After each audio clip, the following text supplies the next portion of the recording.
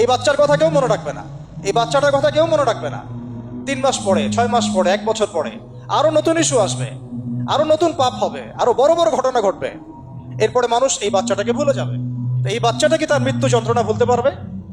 তার সম্মানহানি ভুলতে পারবে? তার পিতামাতাকে ভুলতে পারবে? এখন প্রশ্ন হচ্ছে, তার পিতাকেও যদি আমরা জিজ্ঞাসা করি, ইসলামে রেপের শাস্তি হচ্ছে মৃত্যুদণ্ড, আর ব্যভিচারের শাস্তি হচ্ছে অর্ধেক কোমর পর্যন্ত পুঁতে পাথর নিক্ষেপ করে হত্যা করা। এবং বিবাহিত ব্যক্তি হলে এই শাস্তি, অবিবাহিত হলে 100 বেত্রাঘাত, 1 বছরের নির্বাসন এবং সমাজ থেকে বয়কট করা। আর ধর্ষণ হলে সরাসরি মৃত্যুদণ্ড। 3 মাস সময় লাগার কথা না, 3 দিনের মধ্যেই করা সম্ভব। এটা শরিয়া আইন, এটা আল্লাহ রাব্বুল আলামিনের শরিয়া বিধান। এখন তারাও কি এটাতে রাজি হবেন? যারা শোক প্রকাশ করছেন তারা কি এই বিধানটা কার্যকর করতে রাজি হবেন? যে ধর্ষককে সবার সামনে প্রকাশ্যে মৃত্যুদণ্ড দেয়া হোক, শরিয়া আইন কার্যকর করা হোক? রাজি হবেন না। কারণ আপনারা বলবেন এটা করতে গেলে বাংলাদেশ থেকে মৌলবাদী রাষ্ট্র হয়ে যাবে। তো সমস্যার গোড়ায় আপনারা যেতে চান না, ডালপালা নিয়ে নাড়াচাড়া করেন।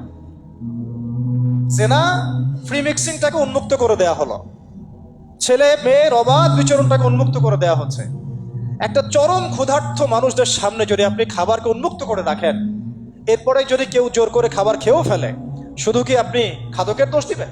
পুরো সিস্টেমটাই দায়ী, পুরো সিস্টেমটাই দায়ী। এখানে আপনি নারী পুরুষকে অবাধ মেলামেশা দিয়েছেন, ফ্রি মিক্সিংয়ে দিয়েছেন, একদম ছোটবেলা থেকেই, স্কুল লাইফ থেকে, কলেজ লাইফ থেকে, ইউনিভার্সিটি লাইফ থেকে, জব সেকশনে, এমনকি রাজনীতি করতে গেলেও কর্পোরেট সেকশনে, ব্যবসায়িক সেকশনে, অফিস আদালতে, সব জায়গায় ফ্রি মিক্সিংকে অবাধভাবে আপনি উন্মুক্ত করে দিয়েছেন, আমরা উন্মুক্ত করে দিয়েছি।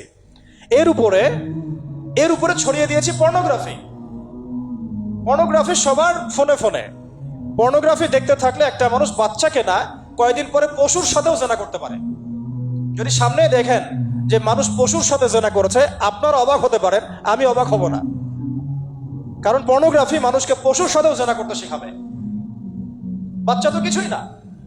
এর উপর আছে বিবাহ বহির্ভূত সম্পর্ক, ব্যভিচার, জিনা, ফ্রি মিক্সিং, ভ্যালেন্টাইন্স ডের মতো দিবসগুলো পালন করে ছেলে মেয়ের অবাধ মেলামেশা।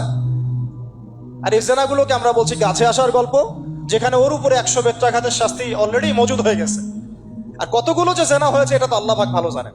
একটা দুইটা তো করে নাই, একটার পর একটা চেঞ্জ করেছে। বিবাহিত ব্যক্তি পর্যন্ত অন্যের স্ত্রীর সাথে জেনা করেছে। আর এটা তো ধর্ম তো অনেক বড় বিষয়, ধর্ম তো অনেক বড় বিষয়। এটা তো একটা মানবতা বিরোধী অপরাধ, এটা তো একটা মানবতা বিরোধী অপরাধ। এখন সমস্যা কি এককেন্দ্রিক? এটা বহুমুখী সমস্যা।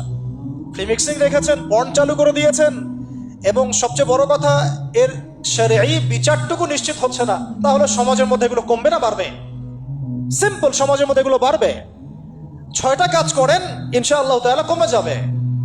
প্রথমত শরঈ পর্দা নিশ্চিত করেন, দ্বিতীয়ত ফ্রি মিক্সিং বন্ধ করে দেন, তৃতীয়ত আপনারা জেনার শাস্তি চালু করেন, পঞ্চমত ব্যভিচারের যে রজম শাস্তি চালু করেন, শরঈ বিধান চালু করেন, পর্ন সাইটগুলোকে বন্ধ করে দেন, এবং সমাজে তাকওয়া, নৈতিকতা শিক্ষাটাকে বাড়িয়ে দেন। দেখেন সমাজে জেনা কমে না বাড়ে।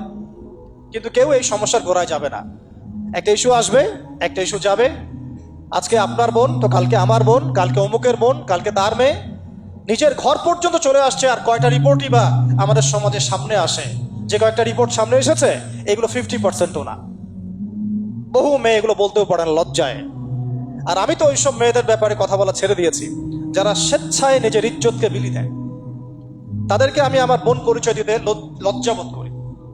সমাজ থেকে গায়রত, ব্যক্তিত্ব, পর্দা, শালীনতা, হিজাব এগুলো উঠিয়ে দেওয়া হয়েছে। আপনারা কি দ্বীনি অঙ্গনের তসলিমা নাসরিন হতে চান নাকি? তারা কি দ্বীনি অঙ্গনে তসলিমা নাসরিন হতে চান? কেন আপনি একটা ছেলের সাথে হারাম সম্পর্কে জড়াবেন? কেন প্রেম করতে যাবেন? কেন আপনি তার সাথে বাইকে করে ঘুরতে যাবেন? কেন আপনি আপনার বন্ধুদের সাথে ফ্রি মিক্সিংয়ে ঘুরতে চলে গেলেন? 3 দিনের রাস্তা, 7 দিনের রাস্তা, 10 দিনের রাস্তা, অথচ আপনার উপর হজও ফরজ না মাহারাম ছাড়া। না আপনি পর্দা মানছেন, না মাহারাম মানছেন। আর সমাজে না আছে ইসলামী শরিয়া আইন অনুযায়ী বিচার, আর না আছে পর্ন বন্ধের উদ্যোগ, আর না আছে ফ্রি মিক্সিং বন্ধের উদ্যোগ। তো আপনার ইজ্জত চলে গেলে কে ফিরাই দেবে আপনাকে? আমি তো আপনার ভালোর জন্যই কথা বলছি। সমস্যা হচ্ছে আমরা সমস্যার গোড়ায় যেতে চাচ্ছি না। আজকে এই কথাটা আমি এখানে বলতে চাই নাই, শুধু কথা প্রসঙ্গে চলে আসছে যে এই যে মেয়েটা কাতরাতে কাতরাতে মারা গেল আজকে, আপনারা দেখে নিয়েন 3 মাসের মধ্যে এই মেয়েটাকে সবাই ভুলে যান। সমস্যার গোড়ায় আসেন। সমস্যার গোড়া হচ্ছে আল্লাহর জমিনে আল্লাহর দ্বীন ইসলাম বাস্তবায়ন না হওয়া পর্যন্ত এই মানবতার মুক্তির কোনো রাস্তা নাই। আল্লাহর কসম করে বলতেছি, আল্লাহর জমিনে ইসলাম, কোরআন, সুন্নাহ, রাসূলের আদর্শ বাস্তবায়ন হওয়ার আগ পর্যন্ত এই জাতির স্বাধীনতা বলে কোনো শব্দ নাই। এই মানবতার মুক্তির কোনো পথ নাই। কেউ আমরা স্বাধীন না, কেউ আমরা আমাদের ইনসাফ ন্যায্য অধিকারটুকু পাবো না। কালকে আপনার ঘরে এই সমস্যাগুলো আসলে আপনি এটাকে প্রতিহত করতে পারবেন না। বিচার চেয়ে বেড়াবেন এক মন্ত্রণালয় থেকে আরেক মন্ত্রণালয়ে, ফাইল ঘুরতে থাকবে, আপনার কেস বন্ধ হয়ে যাবে, আপনার বোনের ইজ্জত ফিরে আসবে না। আর রাসূল সাল্লাল্লাহু আলাইহি ওয়াসাল্লামের জামানায় আপনি আমাকে রেপের ঘটনা দেখান কয়টা ঘটেছে? সাহাবীদের জামানায় রেপের ঘটনা দেখান কয়টা ঘটেছে? জেনার ঘটনা দেখান না কয়টা ঘটেছে? ব্যভিচার কয়টা ঘটেছে? চুরি বা কয়টা হয়েছে? ধর্ষণ কয়টা হয়েছে? ডাকাতি কয়টা হয়েছে? একটা দুইটা রেয়ার আপনি ঘটনা দেখাতে পারবেন। এবং যখন সেই ঘটনা ঘটেছে ইনস্ট্যান্ট দেন নবী সাল্লাল্লাহু আলাইহি ওয়াসাল্লাম শরীয়ত আইন বাস্তবায়ন করেছেন। তিনি শুধু মানুষকে তাকওয়ার ওয়াজ নসিহত করেন নাই, বরং আল্লাহর আইনও বাস্তবায়ন করেছেন। এই দুইটা সমানুপাতিক ভাবে চলতে হবে সমাজের মধ্যে। শুধু তাকওয়ার ওয়াজ করেই সব বন্ধ করা যাবে না, আইনও বাস্তবায়ন করতে হবে। তখন দেখবেন সমাজ সমান্তরাল ভাবে চলবে। একটা আলোকিত সমাজ বিনির্মাণের দিকে আমরা হাঁটতে পারবো ইনশাআল্লাহ। শুধু আমি ওয়াজ করে যাব, আইনের কোনো বাস্তবায়ন নাই, আবার আইন বাস্তবায়নে কথা বলবো, তাকওয়ার কোনো সমাজ নাই, এভাবে হবে না। দুটো একসাথে চলতে হবে। আমরা দুটো থেকেই সমাজকে বিচ্ছিন্ন করে ফেলছি। স্কুল লাইফ থেকে তাকওয়ার শিক্ষাটাকে আস্তে আস্তে শেষ করে ফেলছি। আমি তো দেখালাম তাকওয়া তো শিখবেন আপনি কোরআন থেকে, হাদিস থেকে, সিরাত থেকে, সেটাই তো আমরা পড়ি নাই। আমি চ্যালেঞ্জ করতে পারি আমাদের স্টুডেন্টদেরকে, আল কোরআনুল কারীমের 10টা সূরার অর্থ তারা বলতে পারবেন না। হাদিসের মধ্যে 100টা হাদিস তারা মুখস্থ বলতে পারবেন না। রাসূল সাল্লাল্লাহু আলাইহি ওয়াসাল্লাম পবিত্র জীবনী তারা 20 বছরে একটা কিতাবও একাডেমিক্যালি পড়েন নাই। ইসলামের ইতিহাসের একটা কিতাব একাডেমিক্যালি পড়ানো হয় নাই। তাজকিয়া সংক্রান্ত একটা কিতাব পড়ানো হয় নাই। ফিকহের উসুলে ফিকহ ছাড়া আপনি কিভাবে চলবেন? ফিকহের একটা কিতাব পড়ানো হয় নাই। তাহলে এই জাতিটাকে আপনি কিভাবে ইসলামের দিকে নিয়ে আসবেন? শিক্ষা ছাড়া। শিক্ষা না থাকলে, ইলম না থাকলে আমল কিভাবে আসবে? আমল না থাকলে তাজকিয়া কিভাবে আসবে? তাজকিয়া না থাকলে আত্মশুদ্ধি কেমনে আসবে? আর কিভাবে আমরা সৎ পথে থাকবো, অসৎ পথ থেকে দূরে থাকবো? কিভাবে আমাদের মধ্যে আল্লাহ ভীতি জাগ্রত হবে? আর আল্লাহ ভীতি যদি জাগ্রত না হয়, আমি গুনাহ থেকে কেন দূরে থাকবো? যার মধ্যে আল্লাহর ভয় নাই সে গুনাহ থেকে কেন দূরে থাকবে? তার মধ্যে তো আল্লাহর ভয় নাই।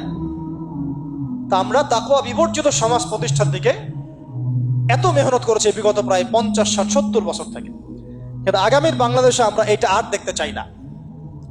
আমরা আগামীর বাংলাদেশে দেখতে চাই প্রত্যেকটা সেক্টরে যেন তাকওয়া নিশ্চিত হয় এমন ব্যবস্থা গ্রহণ করতে হবে। এবং একই সাথে আল্লাহ রাব্বুল আলামিনের জমিনে আল্লাহর বিধানগুলোও বাস্তবায়ন করতে হবে। শুধু তাত্ত্বিক কথাবার্তা বলে, দুঃখ প্রকাশ করে, শোক প্রকাশ করে কোনো লাভ হবে না, যতক্ষণ পর্যন্ত না আমরা আল্লাহ পাকের জমিনে তার আইন এবং বিচারগুলোকে বাস্তবায়ন করতে পারবো। আর আল্লাহর কসম করে বলছি, আল্লাহর জমিনে আল্লাহর বিধান বাস্তবায়ন হলে সমাজে পাপের হার তো কমে আসবেই। সমাজে পাপের হার তো কমে আসবে। কোনো কাফের, মুশরিক, মুরতাদ জনগোষ্ঠী আমাদের দিকে চোখ তুলে তাকাতে পারবে না ইনশাআল্লাহ। আমাদেরকে দাসত্ব শৃঙ্খলে আবদ্ধ করতে পারবে না ইনশাআল্লাহ। সব কথার শেষ কথা ভাই, যে আমরা দুনিয়াতে এসেছি লিমিটেড টাইমের জন্য। এই সময়টুকুতে যদি আমরা হেলায় ফেলায় দুনিয়ার জীবনটাকে নষ্ট করি, আমাদের দিনটাকে ঠাট্টা ছলে গ্রহণ করি, কোরআনকে মূল্যায়ন না করি, হাদিসকে মূল্যায়ন না করি, আল্লাহর দেয়া এই সুযোগগুলো, রমাদান, এই কোরআন, এই তারাবি, এই তাহাজ্জুদ, এই সাদাকা, এই তাকওয়া, এগুলোকে মূল্যায়ন না করি, তাহলে ক্ষতিগ্রস্ত আমরা হব, আর কেউ হবে না। ক্ষতিগ্রস্ত এই পৃথিবীতে অন্য কেউ হবে না, বরং আমরাই হব। আল্লাহ পাক আমাদের সবাইকে পরকালীন চূড়ান্ত ক্ষতি থেকে আল্লাহ হেফাজত করেন, এবং দুনিয়াতে যে ফিতনা, ফাসাদ, এই রাহাজানি চলছে, এগুলো থেকে মুক্তির পথ যে একমাত্র ইসলাম, এইটা বোঝার তৌফিক আমাদেরকে দান করেন।